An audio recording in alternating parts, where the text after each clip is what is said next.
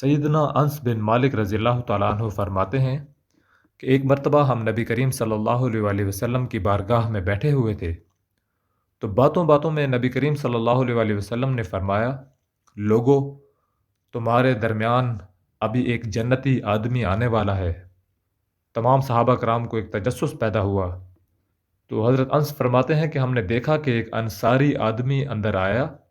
وضو کی وجہ سے اس کی داڑھی سے پانی ٹپک رہا تھا اور اس نے اپنے جوتے اپنے بائیں ہاتھ میں لٹکائے ہوئے تھے۔ دوسرا دن ہوا، نبی کریم صلی اللہ علیہ وآلہ وسلم نے پھر وہی بات ارشاد فرمائی کہ لوگو، تمہارے بیچ میں ایک جنتی شخص آنے والا ہے۔ تو حضرت انس فرماتے ہیں کہ ہم نے دیکھا کہ پھر وہی شخص آیا اور اس کی کیفیت بھی پہلے والی تھی، یعنی اس کے داڑھی سے پانی ٹپک رہا تھا اور اس نے اپنے جوتے اپنے بائیں ہاتھ میں لٹکائے ہوئے تھے۔ فرماتے ہیں کہ جب تیسرا دن آیا تو آپ صلی اللہ علیہ وآلہ وسلم نے پھر وہی بات ارشاد فرما دی کہ تمہارے پاس ایک جنتی آدمی آنے والا ہے۔ اور اللہ کا کرنا کہ وہی بندہ اپنی پہلے والی حالت کے ساتھ آ گیا۔ جب نبی کریم صلی اللہ علیہ وآلہ وسلم اٹھ کھڑے ہوئے تو سیدنا عبداللہ بن عمرو اس آدمی کے پیچھے چل پڑے اور اس کے پاس جا کر ایک بہانہ بنایا کہ میرا اپنے والد صاحب کے ساتھ جھگڑا ہو گیا ہے اور میں نے ان کے پاس 3 دن تک نہ جانے کی قسم اٹھا لی ہے،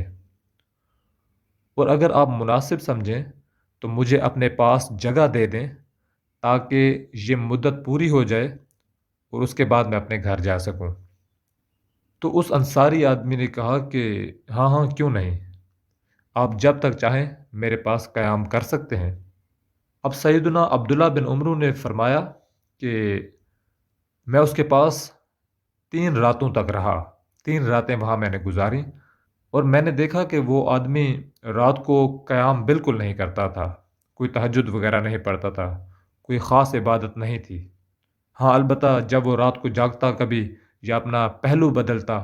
تو تب اللہ تعالیٰ کا ذکر کرتا تھا اور اس کے علاوہ تکبیرات پڑھتا تھا، اور پھر وہ سو جاتا جہاں تک کہ نماز فجر کا وقت ہوتا، وہ اٹھتا اور نماز فجر ادا کرتا۔ فرماتے ہیں کہ اس کے علاوہ اس کی ایک خوبی یہ بھی تھی کہ وہ صرف خیر اور بھلائی والی باتیں کرتا تھا، یعنی اس کی زبان پر کبھی کسی کی برائی نہیں سنی تھی، اور وہ جب بھی بولتا تو ایک بھلائی والی بات کرتا۔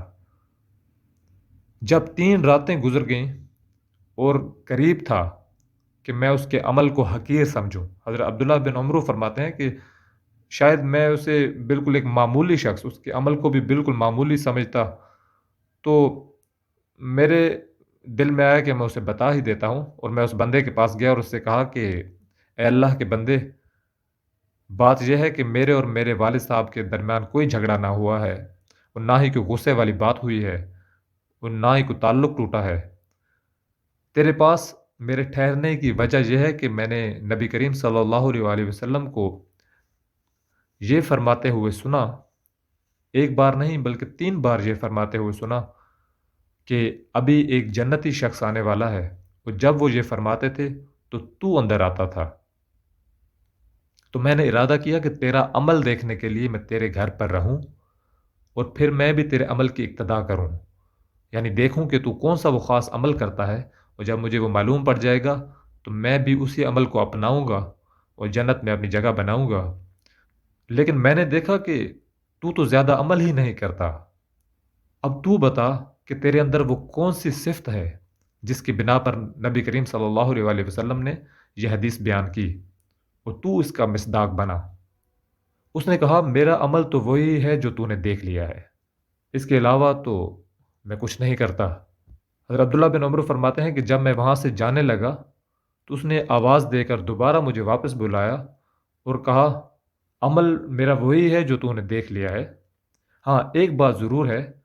کہ میرے دل میں کسی مسلمان کے خلاف کوئی دھوکہ نہیں ہے، اور جس مسلمان کو اللہ تعالیٰ نے جو بھی خیر عطا کی ہے، جو کچھ عطا کیا ہوا ہے، میں اس سے حسد نہیں رکھتا۔ تو سیدنا عبداللہ بن عمرو رضی اللہ تعالیٰ عنہ نے کہا بس یہی چیز ہے جس نے تجھے اس مقام پر پہنچا دیا ہے،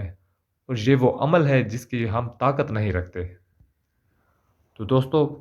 بعض اوقات کچھ معمولی اعمال ہوتے ہیں، کچھ چھوٹے چھوٹے کام ہوتے ہیں جن کو ہم تو معمولی اور حقیر سمجھ رہے ہوتے ہیں، لیکن اللہ تعالیٰ کی بارگاہ میں وہ ہمارا مقام اور مرتبہ بہت زیادہ بڑھا دیتے ہیں۔ تو ایسے چھوٹے چھوٹے اعمال کو تلاشیے اور ان کو اپنی زندگی میں نافذ کرنے کی کوشش کیجیے۔